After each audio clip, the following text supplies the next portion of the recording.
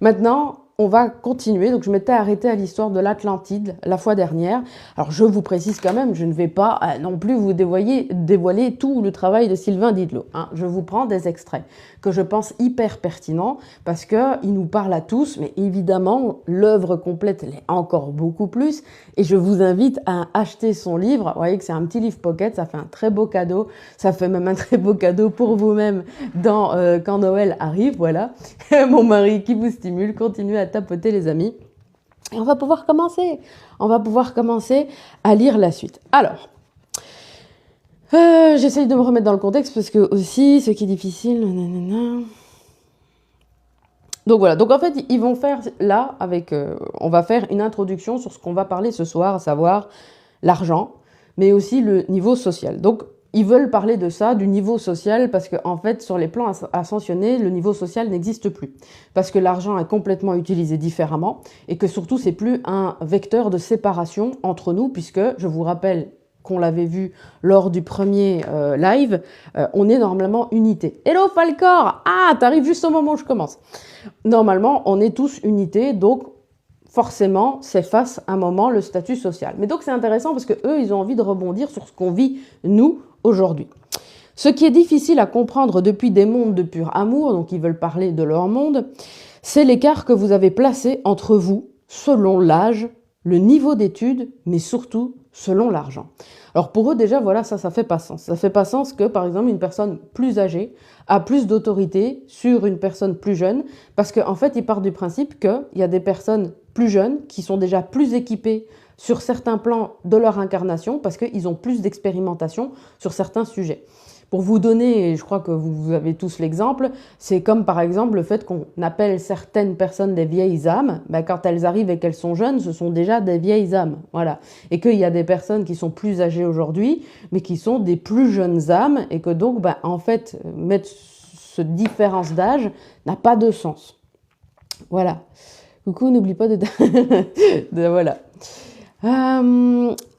Donc, ils disent... Les humains sont nés libres et égaux en droit.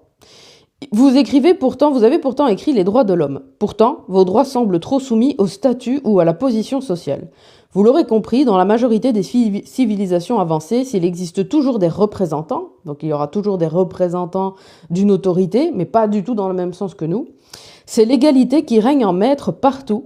Et comme les êtres sont tous interreliés en conscience, ils veillent à ce que cette unité demeure. Donc ça c'est important aussi parce que ça dit que justement, et alors voilà, ça dit que justement on est tous unités, mais je me répète, là vous allez avoir des lois, un peu comme des lois, je vais dire, qui règnent dans leur monde et qui veillent justement à garder ce statut d'égalité entre tous. La première loi est celle du libre arbitre. Alors ça, c'est hyper important, je vous en avais parlé déjà lors du premier live et je vous avais dit à quel point, justement, pour les galactiques, le libre arbitre avait causé justement beaucoup de philosophie et de discussions entre eux pour savoir comment intervenir sur Terre sans justement venir impacter notre évolution. La première loi donc est celle du libre arbitre. Il n'est pas envisageable de choisir à la place d'une conscience, sauf si cette conscience nous a accordé le mandat. Donc ça c'est hyper important, là je vais rebondir par rapport à moi et ce que je fais avec vous. Il faut savoir qu'en guidance, il y a vraiment des moments où les guides ne me parlent pas. Et à partir du moment où ils ne me parlent pas, c'est que tout simplement, vous avez demandé à expérimenter en bas avec vos outils. Voilà. Mais c'est vrai que moi-même, dans mon métier, parfois, je trouvais ça un peu injuste parce qu'il y avait des jeunes qui arrivaient ou même des personnes, je veux dire, qui arrivaient et pour elles, c'était comme un livre ouvert. Je pouvais tout voir, tout entendre. Oui, mais elle doit aller par là, mais elle doit penser à ceci. Et c'est vrai que je me disais un peu, mais comment ça se fait que pour certains, en gros, c'est muet comme une tombe et pour que d'autres, je lis tout, etc. Eh bien, c'est ça, cette histoire de contrat. C'est-à-dire qu'avant de vous incarner en bas, vous choisissez, en gros, je vais dire, si vous pourrez avoir un coup de main, de l'aide grâce à vos guides ou si au contraire, vous allez devoir cheminer par vous-même et que eux seront plutôt un coup de main par-ci par-là quand vraiment vous vous égarez sur votre voie. Donc ça, voilà, le libre arbitre ne peut être, je veux dire, franchi que s'il y a un mandat. Et généralement, ça va peut-être faire plaisir à certains d'entre vous, ceux qui ont pas beaucoup d'aide, c'est-à-dire qu'ils doivent se débrouiller par eux-mêmes, sont généralement ces fameuses vieilles âmes, parce qu'on attend d'elles qu'elles soient complètement créatrices de leur univers et de leur destin, et qu'elles soient en pleine sécurité, en fait, qu'elles ne dépendent pas de l'extérieur. Voilà.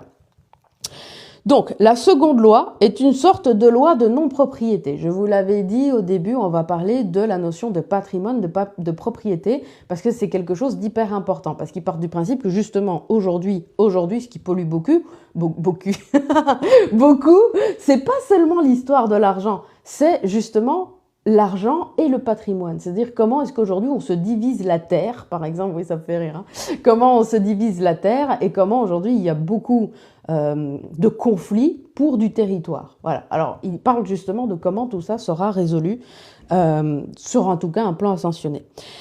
Ainsi, si tout peut être obtenu assez facilement, vous le verrez, rien n'est réellement considéré comme un bien acquis à tout jamais chez nous. Cette loi facilite grandement les échanges de biens entre personnes et cela se fait naturellement car la loi du libre arbitre empêche donc que l'on prenne à quelqu'un une chose qu'il ne voudrait pas céder. Cette loi de non-propriété harmonise nos lieux d'habitation. Effectivement, quand quelqu'un désire habiter une maison, attendez parce qu'ils mettent une parenthèse, pour se loger, la personne peut demander à habiter la maison d'une personne qui a décidé de changer de planète ou qui est partie dans l'autre monde. Quand on dit l'autre monde, c'est l'au-delà. Voilà. Comme rien n'appartient à personne, il n'y a pas de notion d'héritage. C'est d'ailleurs inutile dans un monde qui n'amasse pas les richesses et dans lequel chacun peut avoir ce qu'il désire. Parce que ça aussi, en fait, il y a le libre-échange de toutes les ressources tant que ce libre-échange ne pollue pas la planète ou n'entraîne pas la planète dans sa perte, comme c'est le cas pour le moment. Si un besoin d'habitation se fait sentir, mais que personne ne veut partager sa maison, parce qu'aussi il y a beaucoup de colocations, et il ne faut pas oublier que les familles vivent aussi comme à l'ancienne, enfin comme nous on vivait, c'est-à-dire que toutes les familles sont sous le même toit. Donc, si c'est pas le cas et donc que personne veut laisser sa maison et que tout le monde est bien chez soi, en gros, eh bien, tout simplement, une nouvelle maison est construite, tout à fait gratuitement, et chaque corps de métier se met à l'œuvre. Ça aussi, donc effectivement, fausse croyance.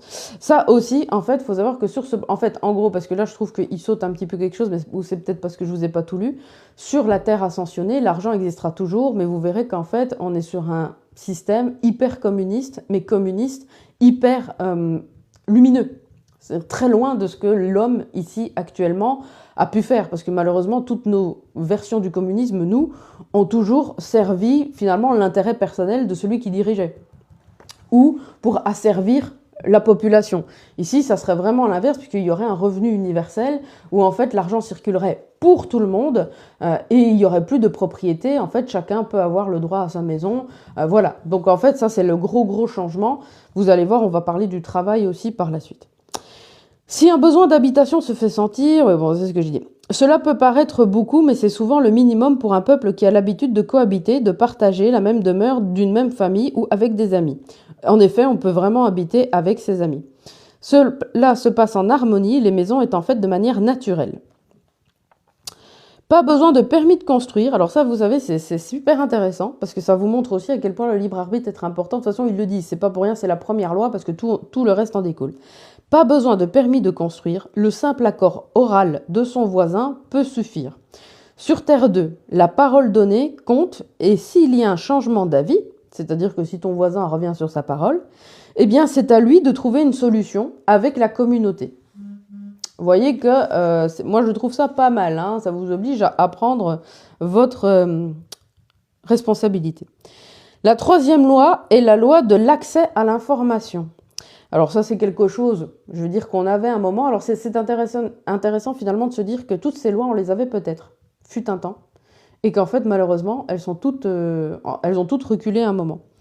Chacun peut recevoir toutes les informations qu'il désire sur n'importe quel élément pertinent de l'univers. Rien n'est caché au peuple afin qu'il puisse aider aux décisions en ayant tous les éléments de réflexion nécessaires. Donc, le complotisme n'existe plus puisqu'il n'a plus besoin d'exister puisque tout est toujours révélé. Voilà. Donc ça, c'est pour tout ce qui est de ces trois lois. Voilà, en tout cas, trois lois qui sont partagées et qui font, on va dire, l'essence, pas mon nom, mais des mondes ascensionnés. Alors voilà, je vous laisse déjà vous exprimer. Qu'est-ce que vous en pensez, vous, à ce moment-là, de ces trois lois? Alors, moi, ce que je trouve intéressant et que j'étais en train de lire avec vous, c'est que finalement, si on y réfléchit bien, ces trois lois, on les avait à un moment. Et puis, en fait, on nous les a supprimées. Quand tu penses le libre arbitre, c'est même biblique, hein. Le libre arbitre, c'est la première chose. On dit toujours que Dieu a laissé à l'homme le libre arbitre, ce qui est en soi un de ses plus grands pouvoirs, puisqu'il peut faire aussi bien le mal que le bien. Voilà. Mais donc le libre arbitre, on l'avait beaucoup plus. On l'avait beaucoup plus. Là, on est en train de nous le supprimer, parce qu'il faut qu'on rentre dans, je vais dire, la vision qu'on nous impose. Ensuite, pour la loi de non-possession des terrains, là, et tout ça, bon, je pense qu'aujourd'hui, malheureusement, ça n'existe plus depuis très longtemps, mais si vous remontez, par exemple, dans les peuples premiers, si vous allez en Afrique, chez les Zoulous, ou dans d'autres peuples, voilà, on va dire qu'ils n'ont pas la technologie, mais qui sont certainement humainement plus évolués que nous, la notion de propriété est quelque chose de très différent de ce qu'on connaît nous. C'est occidental, en fait, hein, cette façon de voir les choses. Et en fait, pour la troisième, donc, qui est la loi d'accès à l'information, ça c'était la base. Hein. Si vous allez justement, je veux dire, la base de l'école, quand l'école était encore bienveillante et qu'on voulait que tout le monde aille à l'école, bien sûr, comme on dit, c'était former les ouvriers aux machines, mais c'était aussi l'accès sur le monde, que tout le monde puisse avoir de l'apprentissage. Et ça, c'est quelque chose qui est en train de reculer aussi. On ne veut plus que tout le monde ait accès à certaines informations. On veut faire une différence sociale, que certains restent, je vais dire, dans une médiocrité dans lesquelles on les emmène. Hein, comme ça, en moins, ils font pas chier, ils obéissent, et voilà. Et certains, une certaine élite, en fait, maintenant, peut avoir accès à tout plein d'informations, entre autres grâce, je vais dire, à l'IA. Et voilà, les parallèles, même si on prend le chemin, qu'ils soient différents ou pas, mènent toujours au bon chemin. Oui. Donc voilà, dites donc, qu'est-ce que je vois? On reste qu'à 10. Qu'est-ce que c'est que cette histoire? Comment ça se fait? Ce n'est pas normal, les amis. Hein. Avec tous les j'aime, on est à 18 600 j'aime. Ça devrait exploser. Bon, on continue. Ah oui, on va parler d'un truc. Alors, avant toute chose, là, vous allez quitter vos likes. Là, j'ai besoin de savoir. Et puis, ça va faire un peu d'interaction.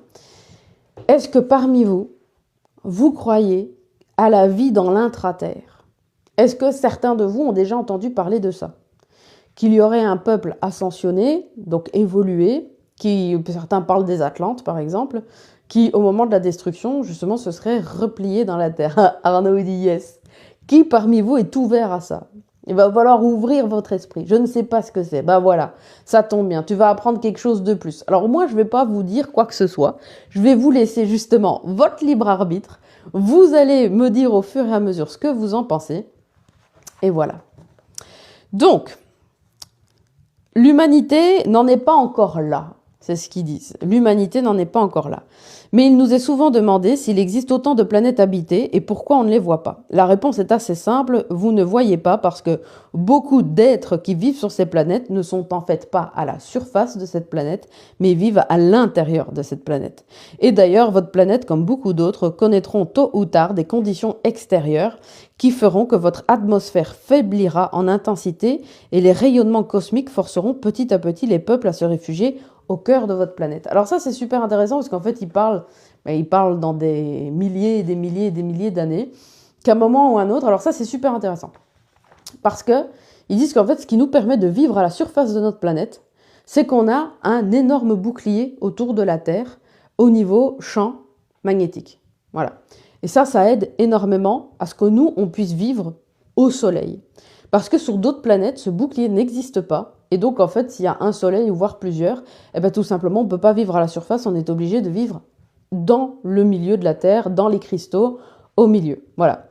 Et en même temps que je lisais le livre ce matin pour vous et que je choisissais les extraits, on me disait, c'est pour cette raison aussi que la planète Terre est si belle, parce que les gens peuvent être dessus à la surface, ça c'est quelque chose de super rare, et que vous êtes autant en fait. Que vous êtes autant à être dessus, parce que en fait c'est une planète vraiment, vraiment, vraiment très belle, quoi. Alors je vais juste changer un truc, en même temps ça vous laisse faire une petite pause, je vais mettre lecture, Terre 2, parce que je sais pas, j'avais eu plus de succès avec ce titre-là, lecture Terre 2, lit de l'eau, voilà. Voilà, donc continuez à liker les amis. Donc, je continue ma lecture. Donc, il dit que oui, tôt ou tard, voilà, on va se replier à l'intérieur de la Terre, mais pas avant très longtemps. Et vous voyez qu'en fait, ça n'a strictement aucun rapport avec le nucléaire. On pourrait croire qu'on a tout pété ou je ne sais quoi. Non, non, non. Parce que le bouclier, en fait, autour de la Terre va diminuer avec le vieillissement de celle-ci et qu'à un moment ou à un autre, il va falloir se replier. La plupart des planètes sont habitées, dont plusieurs de votre système solaire d'ailleurs. Elles sont habitées de l'intérieur. Et je vais maintenant vous expliquer comment. Alors là, petit suspense, je ne vais pas vous lire le comment parce qu'en vrai, c'est pas le plus intéressant. Mais évidemment, j'ai envie de vous dire, si vous avez envie de savoir, les amis, vous achetez le livre. Ça fera du bien à Sylvain Didlot. Votre planète même contient encore, entre deux dimensions, des êtres vivants, dans des cités que vous avez coutume d'appeler, alors ça vous l'avez peut-être entendu, Telos, Shambhala ou Agartha. Moi personnellement, le jour où j'ai entendu parler pour la première fois de l'intraterre, c'est de l'Agartha. J'ai entendu parler de Telos bien après, quand j'ai écouté les audios de Diana Cooper, je ne me suis pas trompée cette fois-ci, que vous pouvez retrouver sur YouTube d'ailleurs, qui sont passionnants aussi, et qui racontent la vie dans l'intraterre. Et Shambhala, pour moi, j'ai toujours connu ça en fait en lien avec le bouddhisme. Et effectivement, il y a quelque chose, mais j'en sais pas plus. Après, vous avez la prophétie des Andes qui en parle, voilà. Donc, voilà qui est intéressant. Peut-être que vous avez déjà entendu parler. Alors, dites-moi, vous êtes là, est-ce que vous aviez déjà entendu parler de Telos ou de l'Agartha ou de Shambhala? Ça m'intéresse.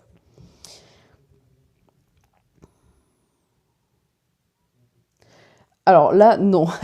Ne croyez pas que la Terre creuse soit juste un mythe, car il existe de nombreuses portes au niveau des pôles et de certaines montagnes sacrées conduisant à ces cités. Shambhala, t'as déjà écouté. Shambhala, au-delà du titre d'Amine, on en a beaucoup entendu parler parce que je crois même qu'il y avait des soins à un moment, si je ne me trompe pas, de magnétisme en lien avec ça. Et ce qui est intéressant, c'est que, vous savez, il y a quelques personnes qui ont témoigné d'avoir trouvé ces portes. Voilà. Dont une, si je ne me trompe pas, dans la forêt amazonienne, quelque chose comme ça. Et qu'il aurait justement rentré et sorti, mais que bon, l'accueil était un petit peu mitigé, on va dire. Mais que donc, oui, il y a des portes d'entrée au sein de la Terre, mais ces portes sont gardées par des chamans, par des sorciers, qui justement veillent à ce qu'il n'y ait pas de problème. Voilà. Bon, j'en sais pas plus. J'en sais pas plus. Moi, je vous demande, les amis, qu'est-ce que vous en pensez de tout ça? Voilà.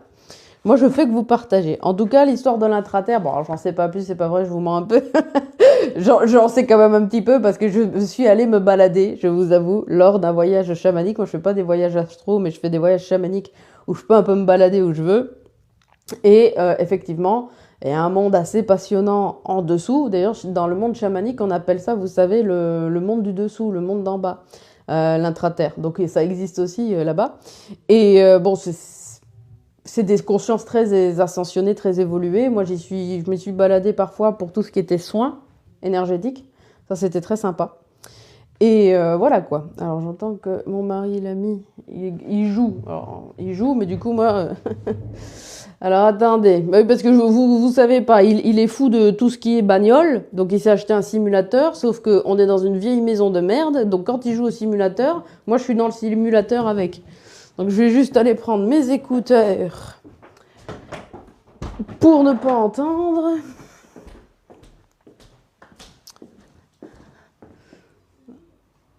Voilà. Alors, je vais vous montrer un petit truc sympa, une petite boule, parce que moi, je vis avec des boules QS tout le temps. Et j'ai trouvé ce truc-là qui est assez sympa. Hop, voilà. C'est comme, vous savez, pour les écouteurs, c'est la même chose que les écouteurs que vous mettez dans vos oreilles, mais là, c'est juste pour couvrir le bruit, et c'est vraiment pas mal. Faut juste que ça fasse bien. Voilà, celui-là, il est bien mis. Celui-là, il est toujours un peu de mal. Je vais chipoter mon oreille pour que ça fonctionne. Seigneur. Mes oreilles ne sont pas normales, je n'en sais rien. Bref. Ah, on est rentré dans mon oreille, mais tout va bien. Bon, donc, je reprends où j'en étais. Donc sur Terre 2, certaines consciences ont décidé de rejoindre des cités intérieures reliées entre elles par de grands tunnels pour y vivre plus sereinement, face à un climat qui sera de plus en plus difficile à vivre à l'extérieur. L'utilisation massive du cristal, donc des cristaux de la Terre, apporte lumière et énergie à tout cela. Ici, chacun a, comme à l'extérieur, sa place et les cités intérieures amènent à plus de spiritualité. Alors ça, vous savez, c'est ce que je vous racontais avec l'Atlantide, c'était la base, hein. Les Atlantes connaissaient tout le pouvoir des cristaux et utilisaient d'ailleurs les cristaux pour toute leur technologie, pour faire voler leurs vaisseaux, pour protéger leurs cités. Donc en fait, simplement, ils reviennent au plus près des cristaux et ils continuent. Nous savons que ce chapitre placé entre deux peut sembler incongru, mais il est clair que pour élargir votre vision sur cette planète ascensionnée, il est grand temps de cesser de croire que l'humanité est la seule à avoir eu l'intelligence d'habiter à l'extérieur. C'est surtout la seule qui a la chance d'avoir un plan terrestre, comme je vous disais, et une atmosphère épaisse, encore constituée, avec un champ magnétique naturel. Donc c'est ce que je vous disais tout à l'heure, c'est grâce à notre bouclier que finalement on peut vivre à l'extérieur, parce que pour pas mal de planètes, visiblement, c'est pas possible, et c'est pour ça que la vie est à l'intérieur.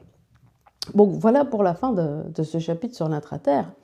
Nous, on extrait les cristaux. Est-ce qu'on retire des ressources? Ah, ça c'est une très bonne question. Est-ce que on retire des... Alors, les cristaux, si tu veux, qui sont utilisés au niveau de l'intra-terre, sont tellement profonds que pour ce peuple d'Agartha, si tu veux, non, tu vas pas les impacter. Parce que les cristaux qu'ils utilisent au sein même de la Terre sont des énormes cristaux qui génèrent, on dit que c'est le cœur, hein, c'est l'énergie vitale, c'est le chi de la Terre, voilà. Par contre, nous, dans notre dimension, tu vois, ce qu'on retire en cristaux, qui sont quand même bien dans le sol, mais qui sont pas aussi profonds qu'eux, parce qu'eux, ils sont carrément près de la boule de magma, tu vois, parce qu'ils sont adaptés pour vivre là, ça va plutôt gêner les êtres de la nature. C'est-à-dire que quand même, ces cristaux ont certainement une fonction énergétique, ils dynamisent peut-être un lieu, et effectivement, de la manière dont on fait sauter, nous, on le sait pas après, mais certainement que le lieu est dérangé par ça, et surtout que c'est souvent extrait à la dynamite, hein, les cristaux. Donc oui, ça bouleverse quand même pas mal, et les cristaux, dans l'astral, sont souvent utilisés par les êtres de la nature. Hello, Code Joke. Donc c'est plutôt eux, je vais te dire, qui sont les premiers impactés, pas ceux de l'Agartha, mais les êtres de la nature, qui veillent justement à toutes les dynamiques de ce genre-là, les fées, les elfes, voilà, qui surveillent, en fait, les cristaux, parce que c'est eux qui gèrent l'énergie, qui nettoient l'énergie et tout ça. Très bonne question. Alors, on va aller sur la partie qui vous intéresse le plus, à savoir, quelle est la place du travail sur une Terre ascensionnée? Bonsoir Nix. Donc je vous rappelle, tous ceux qui arrivent, vous tapotez, vous aimez tranquillement, mais vous aimez pour que justement, là on n'est que 13, je ne sais pas ce qui se passe, j'avais beaucoup plus la dernière fois, parce qu'on est quand même sur un sujet passionnant là, de la Terre ascensionnée. Vous pourrez retrouver le premier live que j'ai fait, j'écoute le premier live que j'ai fait sur ma chaîne YouTube, que vous trouvez dans mon lien en bio, voilà. Et donc, on va parler du travail sur la Terre ascensionnée, je répète pour ceux qui arrivent. Dans votre histoire, comme dans celle de beaucoup de peuples, l'humanité a d'abord travaillé pour cultiver le sol et vivre de ses propres ressources. Les échanges financiers sont venus contrarier cela et le peuple de la Terre a dû payer pour rester libre. Sa protection par les plus forts et même la protection divine. Donc ça c'est intéressant parce que, alors là pour le coup je ne suis pas complètement d'accord avec eux, moi personnellement, et peut-être qu'il y a les filtres un peu de Sylvain Didlot qui arrivent sur cette histoire, parce que, bon, je vais vous en faire une masterclass au mois de novembre sur l'énergie de l'argent justement. L'énergie de l'argent n'est pas venue contrarier quoi que ce soit. L'énergie de l'argent a été mal utilisée parce que, comme ils disent justement, on a pris cette énergie pour nous enlever de la liberté, pour nous contraindre, pour faire des classes sociales qui, à la base, n'existaient pas, et que ces classes sociales, soi-disant, nous protègent, mais en fait, nous manipulent pour, eux, prendre toutes les richesses. Voilà. L'énergie de l'argent, à la base, est censée être neutre. C'était une énergie de facilité par rapport au troc. Parce que le troc, malheureusement, ne pouvait pas, je vais dire... Alors, eux, je ne sais pas ce que tu veux dire par eux. Là, on parle des galactiques, si tu ne sais pas. Ça chauffe le bout des doigts. Voilà. Donc, je ne sais plus maintenant ce que... Oui, donc l'argent, en fait, est une énergie de simplicité. D'ailleurs, on le voit toujours aujourd'hui, en fait, parce que regardez, on est parti de la pièce de monnaie pour ensuite créer le billet. Puis ensuite, on a créé, je vais dire, après le billet, Alors, je vois pas de Florence. Oui, parce que vous tapotez. Après le billet, on a commencé à créer les chèques. Après les chèques, on a commencé à créer les virements de dépôt d'argent. Puis après les virements, on a créé la carte de banque. Puis maintenant, je veux dire, on peut payer avec le téléphone. Puis maintenant, on a même la crypto-monnaie. Donc en fait, l'argent a toujours eu comme utilité de faciliter l'accès aux biens. Voilà. Parce que, comme je l'explique et que je vous l'ai déjà expliqué 10 000 fois, quand tu as par exemple, je vais dire quelqu'un qui décidait de tailler des statues, tu vois, pour les cultes, pour les temples, pour le sacré, et qu'à côté, tu as quelqu'un, je vais dire, qui était agriculteur et qui vendait du blé, bah, il est évident que l'agriculteur, bah, il est plus, je vais dire, recherché que le mec qui te vend des statues. Parce que ta statue pour ton petit hôtel à la maison, t'en achètes peut-être une et t'en rachètes une quand tu l'as pété, quand tu l'as cassé, tandis que du blé, t'en as besoin tout le temps. Donc le mec qui vend du blé, en gros, bah lui, il est sûr d'avoir de l'échange avec tout le monde, tu vois, parce que tout le monde veut son blé, c'est le cas de le dire. Mais par contre, le mec au statut, il est pas vraiment sûr, tu vois, même s'il vend des trucs qui valent très cher sur le moment, ben il sait aussi que ça va pas se bousculer au portillon. Donc imagine que le gars avec ses statuts, il va voir le mec qui vend du blé et qui lui dit bon, je voudrais du blé, mais le gars qui vend du blé, il dit je suis désolé, tes statuts, moi j'en ai pas besoin, j'en ai déjà assez. Ah, ok, bah tu voudrais quoi? Bah je voudrais des pommes parce que je voudrais faire du cidre. Ah, t'as le mec au statut, il va voir le mec qui fait des pommes. Bon, ça t'intéresse une statue? Ouais, bon, écoute, pas vraiment, mais pour te faire plaisir, t'as un ami de machin, le réseau, ça existait déjà. Je vais prendre ta statue. Et là, t'as le mec de la statue qui apporte des pommes pour enfin avoir du blé. Tu vois le délire? Donc en fait, l'argent, il était venu à la base solutionner ce type de problème. On vend avec une valeur, cette valeur aussi en fonction de la rareté ou s'il y en a beaucoup, mais au moins on a de l'argent et avec cet argent je vais acheter ce que je veux quand je veux. J'entends pas qu'il faut que, ah non, les pommes, les voilà. Donc là, je suis pas trop d'accord avec eux parce qu'à la base, l'énergie de l'argent est quelque chose qui vient faciliter la transaction. Par contre, encore une fois, il a fallu que l'homme aille polluer tout ça en se disant je vais prendre le pouvoir, je vais émettre de la puissance grâce à l'argent, mais ça n'a jamais été le rôle de l'argent. Et ça, je fais que le répéter. Ça n'a jamais été son rôle du tout. Son rôle, c'était de faciliter. De faciliter et de vous permettre de créer. Mais certainement pas de dominer. Donc je suis un petit peu moins d'accord avec eux. Et je pense qu'en fait, parce que j'ai fait une conférence là-dessus, hein, sur ce que mes guides, eux, me disaient de l'argent. D'ailleurs, c'était la fin d'année passée. Vous pouvez la retrouver dans mon programme Elevate, où les guides, justement, disaient que l'argent était très fort lié à l'ego et que si on voulait un monde sans argent, ben, il allait falloir se détacher de l'ego. Alors, sur cette terre, comme il y a beaucoup d'écart entre les différents modes et qualités de vie, certains travaillent et y arrivent juste assez pour survivre, et d'autres s'enrichissent sur le labeur des plus pauvres. Sur Terre 2, le progrès continue sans cesse. Les machines s'occupent de tous les travaux difficiles sans pratiquement aucune supervision. Chacun sur Terre 2 peut exercer le métier qu'il désire. Dans la société qui s'est mise en place, chaque personne est libre de travailler où et quand elle le désire. On pourrait croire que certains postes vont être surchargés de demandes, mais ce n'est pas le cas. L'humain ayant retrouvé ses capacités de communiquer avec ses guides et ses besoins intérieurs, les besoins correspondent toujours aux besoins extérieurs. Alors ça, c'est intéressant parce qu'en vrai, ce qu'ils disent là, c'est qu'il y a aussi un appel de la Terre, de Gaïa en fait, à appeler des âmes qui vont la servir, elle, personnellement. Donc, en gros, c'est comme si vous voulez, et c'est certainement vrai pour nous tous aujourd'hui qui sommes incarnés, les gens qui s'incarnent sur la Terre ont un rôle ou un contrat avec cette Terre. Voilà. Et donc, bah, plus tard, en fait, on remet plus en question les envies des enfants pour aller dans un boulot ou dans un autre, parce qu'on sait que si l'enfant, il est venu là, c'est qu'il a un rôle avec cette planète. Est-ce qu'il ne parlerait pas de l'époque où il fallait payer l'accès au paradis? Alors ça, c'est au Moyen-Âge, et effectivement, oui. Oui, quand il disait le divin, etc., oui, mais tu sais, c'est pas que les indulgences, hein, parce qu'on appelait ça les indulgences, qui a entraîné d'ailleurs le protestantisme en révolte, c'est pas que ça. C'est bien avant, si tu vas voir l'histoire de l'Église, il y a des mouvements d'argent qui sont pas forcément, pour voilà, protéger au niveau divin, qui sont pas forcément bons. Hein.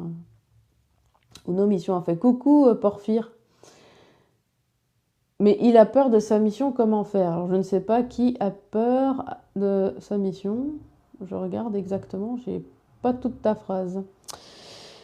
Euh, Alors, je continue. Car sur Terre 2, chacun trouve l'œuvre qu'il désire accomplir pour la multitude, puisqu'il n'y a aucun risque de se retrouver sans rien.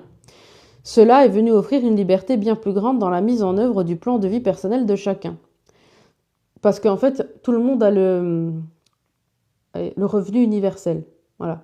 Tout le monde a le revenu universel, donc en fait, plus personne n'a peur de ne pas trouver sa place ou de ne pas trouver le métier en question. Sur Terre 2, aucun chef, bien que ce terme soit remplacé par superviseur sur Terre 2, n'a intérêt à exercer une trop grande pression sur ceux qui œuvrent. Il ne parle plus de travail, mais d'œuvrer du coup. Car ceux-ci peuvent décider de changer de lieu sans avoir la moindre démarche à effectuer et sans risque. Donc ça veut dire que si ton job ne te plaît pas, tu te casses, tu n'as même pas à rompre un contrat ou quoi que ce soit, parce que tu es sous la loi du libre arbitre, et que si à un moment ça te va pas, tu t'en vas, et puis c'est comme ça, c'est tout. Comme tu as le revenu universel, bah, c'est juste de l'argent en plus, et vous devez vous dire qu'il n'y a plus de pauvreté, il n'y a plus de misère. Donc c'est-à-dire que ton revenu universel, il couvre largement tout ce que tu as besoin. Si notre envie actuelle est de prendre soin de Gaïa, cela serait-il possible sur Terre 2? Bien sûr, mais bien sûr, parce que ça ne s'arrête pas, si tu veux. Là, aujourd'hui, Gaïa, elle est vraiment, je veux dire, en PLS, la pauvre.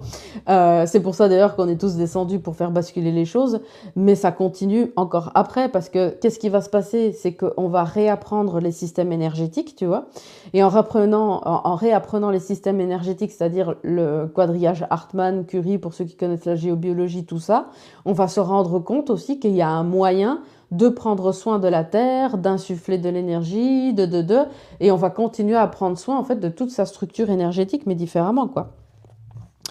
Alors, ce qui est intéressant aussi, c'est qu'il parle de machines qui vont remplacer. Donc, en fait, l'IA, elle existe sur Terre 2, et on la voit pas du tout de manière négative. L'IA, au contraire, elle est là pour soulager plein de tâches que les hommes faisaient peut-être des erreurs, et en fait, on s'en fout puisqu'il y a le revenu universel. Donc dans les deux sens, gain d'argent, sauf que celui du côté spirituel, c'est plus vivant. Je t'avoue que je comprends pas. Gain d'argent, sauf que celui du côté... En fait, normalement sur Terre, les deux côtés, que ce soit Terre ou spirituel, sont censés être égaux. Il n'y a pas de plus vivant ou de moins vivant. Bonsoir Christy. Ce serait plus vraiment un travail, mais plutôt une mission individuelle en faveur du collectif. Complètement. Là, tu viens de résumer toute la phrase de Terre 2. C'est exactement ça. C'est-à-dire que tout le monde se met au service du collectif et en fait dans la joie et dans la bonne humeur et il n'y a plus aucune contrainte, il n'y a plus rien de forcé parce qu'à tout moment tu peux décider d'arrêter de travailler, tu as le revenu universel. Donc là c'est vraiment choisir d'œuvrer pour le plaisir d'être au service de la communauté. Bien que, après tu vas voir, je vais quand même te mettre, il y a quelques exceptions qui font que parfois il y a des gens qui font quand même de longues études, mais c'est parce que c'est leur mission de vie, ils sont venus, tu vois, avec ça. Si actuellement j'ai un blocage avec l'argent, je dois me soigner sur ce sujet. Ben alors de toute façon en novembre, je vais vous proposer deux masterclass, une masterclass sur l'argent pour les particuliers et une pour les professionnels. Voilà. Donc je continue. Donc vous voyez qu'il n'y a pas de patron sur Terre 2 parce qu'en en fait bah, c'est pareil, on n'a plus besoin de patron, de rentabilité ou quoi que ce soit, on fait tout comme on veut. Mais il y a quand même, on va dire, des chefs de secteur, comme ils ont dit, des superviseurs. Et si le superviseur, bah, il est trop sévère, ça n'a aucun intérêt parce que tout le monde va se barrer et que du coup, bah, il va avoir des problèmes lui-même parce qu'il doit regarder s'il respecte bien les règles du libre arbitre et tout ça. Effectivement, arriver à un certain niveau de salaire, alors ça c'est intéressant parce qu'ils disent la notion de multimillionnaire n'existe pas sur Terre 2. Alors écoutez bien, je vais vous dire comment est-ce qu'ils répartissent les richesses. C'est ça qui est intéressant. Arriver à un certain niveau de salaire, en moyenne, 5 fois le minimum. Donc en fait, ils ont quand même dans leur valeur toujours ce qu'on appelle le SMIC. Ils ont toujours cette notion de SMIC, mais d'un SMIC qui, je vais dire, fait pas que vous soyez en PLS dans votre vie quotidienne, un SMIC, c'est ok, quoi. Tu vis bien avec, enfin, tu vis correctement. Il couvre tout ce qui doit être couvert. Et donc, pour eux, le plus haut salaire, c'est 5 fois ce minimum. Voilà. C'est déjà ce qui se passe avec les Gen Z, on se barre. Bah oui, mais vous avez bien raison, la Gen Z. Moi, je vous soutiens. J'avais encore une fois, j'avais 10 ans d'avance. Parce que quand la Gen Y, elle était, moi, j'étais comme la Gen Z, ben, j'en ai bavé. C'est pour ça que je suis à mon compte depuis 10 ans. Voilà. Donc, le reliquat peut... Donc, si tu dépasses ces 5 fois de SMIC, qu'est-ce qui se passe?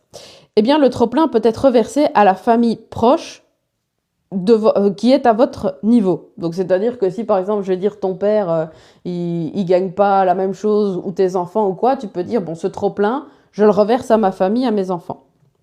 Si jamais ça continue de dépasser, parce que tu es vraiment un foufou et que tu gagnes beaucoup d'argent, il va falloir à ce moment que tu choisisses des associations dans ta ville qui mènent des bons combats ou, enfin, je veux dire, qui embellissent la ville et que tu dises, bon, bah, je les choisis pour reverser. Donc, en fait, t'as pas le choix.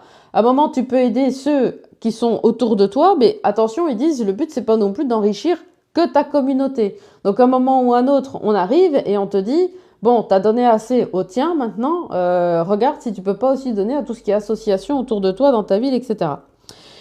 Tout est reversé et utilisé pour ce revenu minimum. Donc justement, ça va aussi être utilisé pour le revenu minimum de toute la communauté. Oui, c'est très cadré. Pour aider aux diverses tâches incombant aux gouvernements locaux et internationaux. Donc aussi, à un moment, l'argent, s'il y en a toujours trop plein, eh ben après c'est toi qui choisis où tu le verses aussi. Hein. En fait, s'il y a un trop plein, si tu dépasses 5 fois minimum, tu vas devoir choisir. Si tu le donnes par exemple à quelqu'un qui est en détresse, qui aurait besoin d'un peu plus d'argent, mais qui, je sais pas moi, souffre peut-être d'un handicap, d'un problème, et tu dis, ben écoute, voilà, moi je te donne une partie. À des associations qui, je vais dire, œuvrent de nouveau pour que la terre soit toujours vivable, voilà, pour des problèmes médicaux, des handicaps, j'en sais rien, vous savez, la Croix-Rouge, enfin voilà, les modèles de là. Ou tu peux aussi dire, je le reverse à ma ville pour que justement on puisse continuer à prendre soin des gens avec le revenu minimum, voilà, que ça continue de circuler.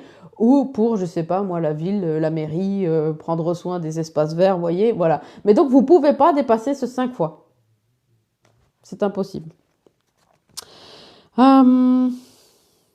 Alors, c'est intéressant parce qu'ils disent il y a eu une étude qui a été faite donc sur cette planète, parce que des études sont toujours faites au niveau social. On voulait voir si, avec le revenu universel, des personnes justement allaient décider de rester sur ce revenu universel et finalement de dire bon bah écoute, je profite de la vie, je bosse plus et je reste sur le revenu universel.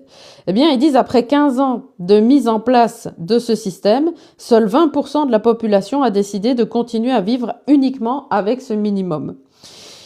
Finalement, la plupart des gens ont décidé d'œuvrer et de continuer à travailler, surtout aussi pour les associations ou pour des œuvres artistiques. Et ils parlent même de gens qui ont décidé de faire du bénévolat, c'est-à-dire aller, ça existe toujours, dans des associations et donner un coup de main, en fait, sans demander de rémunération après. Moi, j'imagine plutôt un monde sans argent. Alors ça, c'est encore au-dessus qu'autre joke. Parce que ça, ce que je te lis là, justement, Terre 2, c'est un entre-deux. Il le dit, Sylvain Didlot. C'est pas encore le monde parfait. Parce que, en fait, et ça, c'est ce que les guides m'avaient dit l'année passée, l'argent a un rôle de facilité, mais un monde sans argent ne peut exister que si on arrive à détacher l'argent de sa valeur personnelle, de sa considération et de son ego. Voilà. Et les guides disent, vous en êtes encore très loin.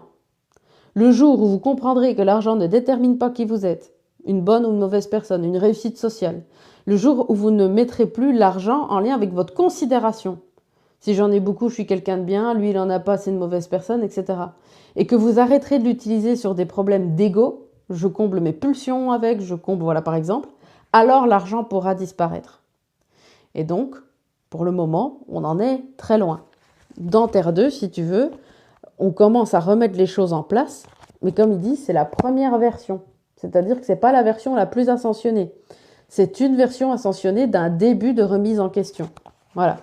Et selon Sylvain Didlot qui a écrit le livre, mes amis, voilà, vous irez voir sur Nouréa TV, il intervient beaucoup. Il est fascinant, Sylvain Didlot, je vous le conseille vraiment parce qu'il a quelque chose de vibratoire qui se rapproche quand même assez de ma manière de recevoir les informations à moi aussi.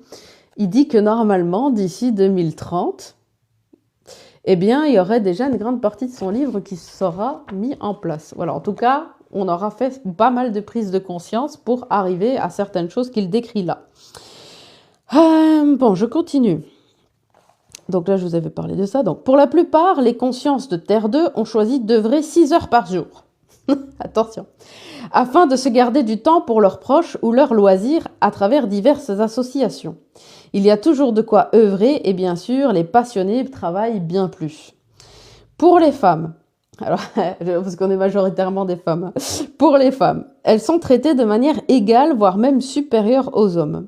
Leur salaire est souvent un peu plus élevé avec une petite part retenue qui leur est délivrée sur demande ou lors d'un congé. Donc ça aussi, ce qu'ils disent, c'est qu'elles gagnent un petit peu plus parce que lors du congé maternité, justement, sachant que elles pourront plus, elles auront un peu plus d'argent aussi. D'ailleurs, en parlant de ça, durant le congé parental, chaque mère ou père est payé au double du SMIC pour pouvoir aux besoins de l'enfant, qui lui-même, l'enfant, aura lui-même son SMIC dès l'âge de 11 ans pour le diriger dans ses études afin qu'il puisse avoir le plus possible d'éléments pour aller dans la direction qu'il veut avec le plus d'aisance possible. Pouvant toucher le minimum à vie, chacun œuvre ou s'arrête quand il le désire. Nous reparlerons de cette notion d'œuvre par association par la suite. Il n'y a pas d'œuvre qui ne soit pas comblée sur Terre 2. Le processus d'apprentissage permanent permet à chacun de changer de voie quand il le désire. Donc en fait, tout le monde peut, sans souci, en fait, se diriger dans une autre voie sans qu'il y ait de problème avec ça. De ce fait, vous l'aurez compris, la retraite n'existe pas sur Terre 2, puisqu'en fait, on peut la prendre à n'importe quel âge. Et voilà. Bon, je vous ai terminé ma lecture d'aujourd'hui, les amis. En mercredi, donc jeudi matin, je fais les lois de l'univers. Passez une très belle soirée. Ça a été un très beau moment de partage avec vous. Franchement, super intéressant. Je vous laisse et soyez tous bénis et de beaux accès, plein de lumière ce soir. Quand vous irez dormir, n'oubliez pas de faire une petite prière de gratitude, voilà, pour remercier de tout ce que vous avez. Moi, je ferai aussi. Puis, je vous envoie toutes mes prières et toute ma lumière. Bisous!